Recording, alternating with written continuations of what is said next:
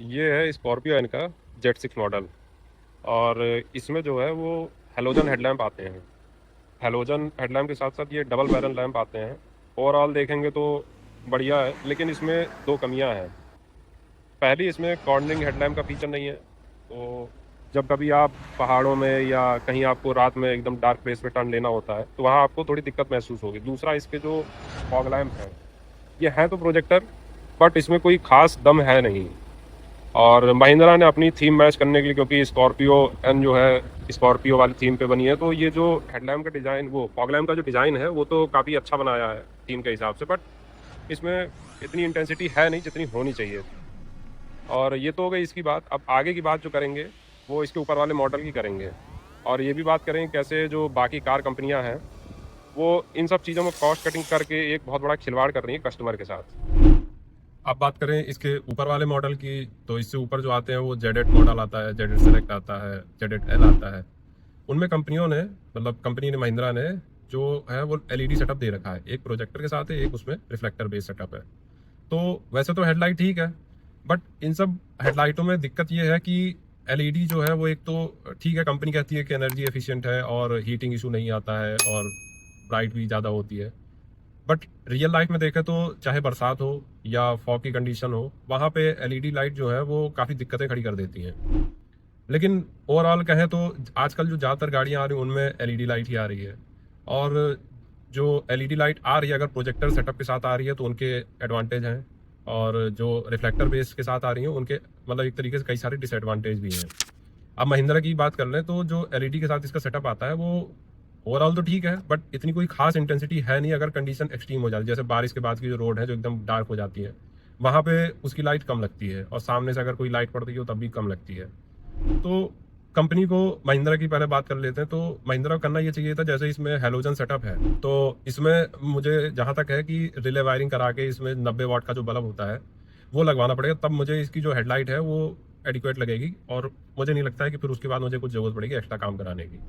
और जो LED setup के साथ मॉडल आते हैं, जो इससे ऊपर के मॉडल हैं, उनमें या तो रिफ्लेक्टर बेस वाला जो है उसमें भी बल्ब की इंटेंसिटी बढ़ानी पड़ेगी, या फिर जो प्रोजेक्टर है उसकी भी, और या फिर और एक्स्ट्रा हेडलैम्प, वो एक्स्ट्रा लाइट जो फॉग लाइट वगैरह होती है वो लगवाएं, तब काम चलेगा। लेकिन आप ज़्यादातर गाड़ियों कंडीशन देख लें, सब में यही हाल है। किसी बहुत ही रेयर ऐसी गाड़ियाँ होंगी जिनमें कि आपको हेडलैम्प का जो सेटअप है वो आपको पर्याप्त लगेगा हर कंडीशन में। और शुरुआत, मतलब आप जैसे देखे होंगे कि जो फॉर्चूनर है, फॉर्चूनर का भी जो LED सेटअप है वो प्रोजेक्टर बेस है, ठीक है। वो वैसे तो ठीक है, लेकिन इतना ज़्यादा अच्छा भी नहीं है। वो भी एक्सट्रीम कंडीशन में जब बात आती है तो वहाँ पे उसका कोई खास वो, मतलब लाइट लगती नहीं है। और फॉर्चूनर की जो फॉग लैंप है वो भी इतनी छोटी छोटी दे रखी हैं, हालांकि है तो मुझे लगता है प्रोजेक्टर बेस ही, लेकिन उनमें भी कोई खास दम है नहीं। तो कंपनियों को डिज़ाइन से ज़्यादा मुझे लगता है फॉग लैंप के मैटर में प्रैक्टिकलिटी की बात करनी चाहिए। तो वहाँ पे जो आम इंसान है उसको, मतलब थोड़ा ना देखने में आसानी होगी। अब बात करें जो ज़्यादातर गाड़ियों में रिफ्लेक्टर बेस आ रहा है, रिफ्लेक्टर बेस ज़्यादातर गाड़ियों की बात करें तो उनमें लाइट का परफॉर्मेंस कहीं से भी पर्याप्त नहीं है। और उनमें सबसे बड़ी दिक्कत यह है कि अगर एक भी LED उसके अंदर की गड़बड़ हुई तो आपको पूरी यूनिट चेंज करानी पड़ेगी। और अगर प्रोजेक्टर बेस LED सेटअप आता है तो उसमें यह है कि आप सिंपली बल्ब बदल दो, या बहुत ज़्यादा दिक्कत हुई तो उसका लेंस बदल दो, बस उतने में आपका काम चल जाएगा। लेकिन जो रिफ्लेक्टर बेस LED आती हैं उनमें दिक्कत यह है कि आपको पूरी यूनिट चेंज करानी पड़े। और रिफ्लेक्टर बेस जो कई सारी LED कई गाड़ियों में आती हैं, उनमें जो है येलोइश टिंट वाला जो दिक्कत है वो कई गाड़ियों में, मतलब आपको सुनने को मिल जाए। जैसे किया ने अपनी कई सारी जो सेल्टोस हैं उनको रिकॉल किया था इसी इशू की वजह से, और कई सारी कस्टमर थे जिनकी दिक्कत आ रही थी, उनकी लाइटें चेंज भी करी थी क्योंकि उसमें येलो टिंट आने लगा था बहुत जल्दी टाइम्स पहले। इसी जगह अगर मारुति की बलेनो जो आती है, आप उसका देखिए सेटअप, वो एकदम, मतलब प्रोजेक्टर बेस है, लेकिन उसकी लाइट कार के हिसाब से मतलब सफिशिएंट लगती है। और मुझे लगता है कि ज़्यादातर कार कंपनियों को इस मैटर में कॉस्ट कटिंग ना करते हुए ऐसा सेटअप देना चाहिए कि कस्टमर को एक्स्ट्रा लाइटें लगवाने की ज़रूरत ना पड़े।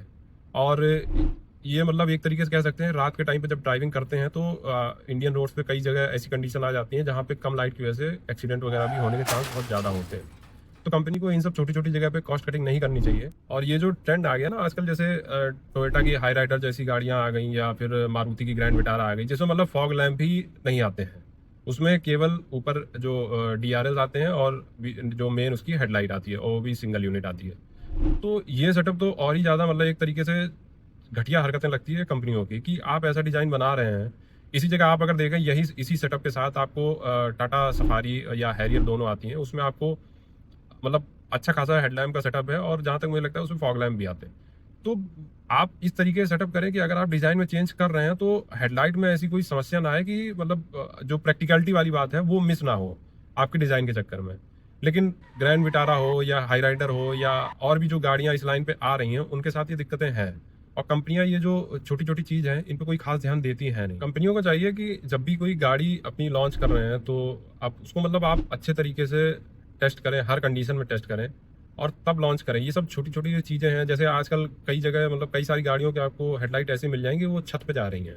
उनका ऐसा रिफ्लेक्टिंग वाला सेटअप है कि इतनी ऊंची ऊंची तक जाती है।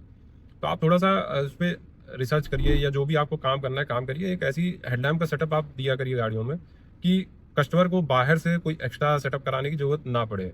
और हेडलैम्प गाड़ी का बहुत एक तरीके से कहते हैं ना कि बहुत ज़रूरी पार्ट है अगर आप रात में ड्राइविंग करते हैं तो।